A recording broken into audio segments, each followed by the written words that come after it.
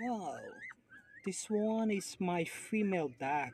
So actually, this time for the harvest the eggs. So the egg is very big, everyone. You can see here. So you can see this one is very big, like the geese egg. And this one we have the baby inside. I already checked. So we have like, yeah, we have around 18 eggs.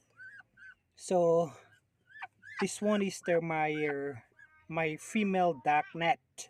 So normally in the evening and the getting dark, I always check every single egg, make sure they have the baby inside.